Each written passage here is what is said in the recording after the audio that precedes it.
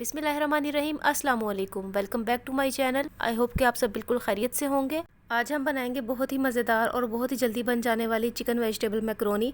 Macaroni तो सभी को पसंद होती है, लेकिन अगर आप इस तरीके से बनाएंगे तो आपको ज़रूर पसंद आएगी। तो चलिए बनाना शुरू करते हैं। यहाँ सबसे पहले मैंने लिया है तकरीबन 300 ग्राम चिकन। चिकन हमने बोनलेस लेना है और इसके छोटे छोटे पीसेस हम कट कर लेंगे। चिकन को अब हम सबसे पहले मैरिनेट करेंगे, जिसके लिए यहाँ मैं इसमें ऐड करूँगी काली मिर्च powder 1 teaspoon.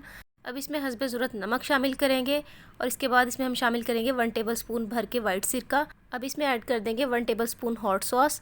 Soya sauce add करेंगे 1 टेबलस्पून ही। इसके बाद हम इसको अच्छे तरीके से मिक्स कर लेंगे और ताकि चिकन अच्छे तरीके से मैरिनेट हो जाए। आपने चिकन को तकरीबन आधे घंटे के लिए मैरिनेट करके रखना है, इससे बहुत अच्छा टेस्ट आएगा मैक्रोनी में। और चिकन को अगर हम इस तरह से मैरिनेट करके मैक्रोनी में ऐड करेंगे तो चिकन बहुत ही टेंडर और फुल ऑफ फ्लेवर रहेगा।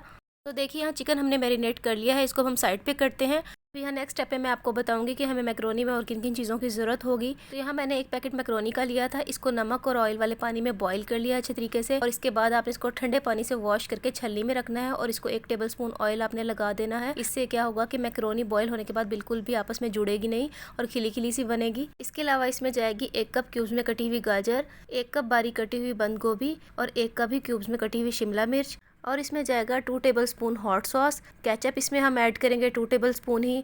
सोया सॉस जाएगा 2 टेबलस्पून और सिरका 1 टेबलस्पून भर के। और 1 टेबलस्पून चॉप किया हुआ लहसुन हम इसमें ऐड करेंगे। तो चलिए बनाना शुरू करते हैं।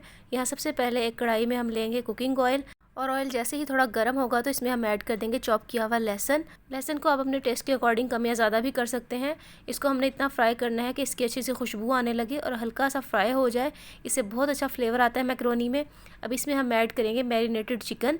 अब यहाँ एक टिप मैं आपको देती हूँ, अगर चिकन के पीसेस थोड़े बड़े हों तो आप इसमें हाफ ग्लास पानी ऐड करें और इसको ढककर गला लें अच्छे तरीके से। लेकिन अगर चिकन के पीसेस बिल्कुल छोटे हैं तो आप इसको हाई फ्लेम पर पकाएं ताकि इसका पानी अच्छे तरीके से ड्राई हो जाए और चिकन भी पक जाए। चिकन का पानी ड्राई होगा और हल्का सा इस पर कलर आ जाएगा तो यहाँ इसमें हम ऐड करेंगे गाजर। गाजर को आपने सबसे पहले ऐड करना है क्योंकि गाजर थोड़ा टाइम लेती है गलने में। इसको 4 से 5 मिनट के लिए हम पकाएंगे। इसके बाद हम इसमें बाकी सब्जियाँ ऐड करेंगे। तो यहाँ अब हम इसमें ऐड करेंगे बंद गोभी और शिमला मिर्च। ये जल्दी पक जाती हैं तो इसलिए आपने इसको बाद में ऐड करना है। अब इस पॉइंट पे आपने फ्लेम को बिल्कुल हाई रखना है ताकि पानी जल्दी से ड्राई हो जाए वेजिटेबल्स का। अगर इन्होंने पानी छोड़ दिया तो बहुत सॉफ्ट हो जाएंगी, जिनका टेस्ट अच्छा नहीं आएगा फिर। अब इसमें हम शामिल करेंगे थोड़ी सी काली मिर्च, नमक हस्बे ज़रूरत शामिल करेंगे और सारी सॉसेज इसमें ऐड कर देंगे, जिसमें हॉट सॉस, सिरका और सोया सॉस। और सॉसेज को आपने बहुत ही मुनासिब मिकदार में ऐड करना है क्योंकि हमने चिकन की मैरिनेशन में भी सॉसेज ऐड की थी, इसलिए हाथ थोड़ा हल्का रखें सॉसेज ऐड करते हुए और थोड़ा इसको टेस्ट कर लें। अगर आपको कम लगे तो आप इसमें दोबारा भी ऐड कर सकते हैं, लेकिन पहले ही आपने ज़्यादा इसमें नहीं डाल देनी। जैसे ही वेजिटेबल थोड़ी सौते हो जाएंगी इसके बाद हम इसमें मैक्रोनी ऐड करेंगे और साथ ही हम इसमें केचप ऐड कर देंगे। अगर थोड़ी मिर्चें तेज़ हो जाएं तो आप केचप का इस्तेमाल ज़्यादा कर सकते हैं ताकि वो बैलेंस हो जाए। केचप ऐड करने से मैक्रोनी बहुत ही सॉसी और टेस्टी बनती है और ये फीकी फीकी नहीं बनती, बहुत फुल और फ्लेवर बनेगी। तो आपने इसमें ज़रूर ऐड करना है। अब मैक्रोनी और वेजिटेबल्स को हम अच्छे तरीके से मिक्स कर लेंगे ताकि अच्छे तरीके से इसमें टेस्ट आ जाए। अब इसके बाद हम इसमें ऑरिगेनो ऐड करेंगे 1 टीस्पून, इससे भी बहुत अच्छी खुशबू आती है।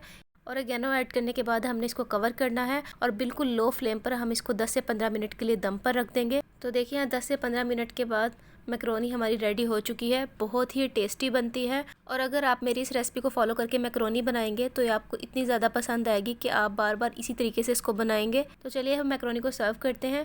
तो इसको आपने गरम गरम ही बाउल में सर्व करना है, ये गरम गरम ही ज़्यादा अच्छी लगती है। और अगर आपको मेरी रेसिपी वीडियो पसंद आए तो आपने इसको लाइक करना है, शेयर करना है और कमेंट करके अपना फीडबैक ज़रूर दिया करें, ये आपकी तरफ से अप्रिसिएशन होती है।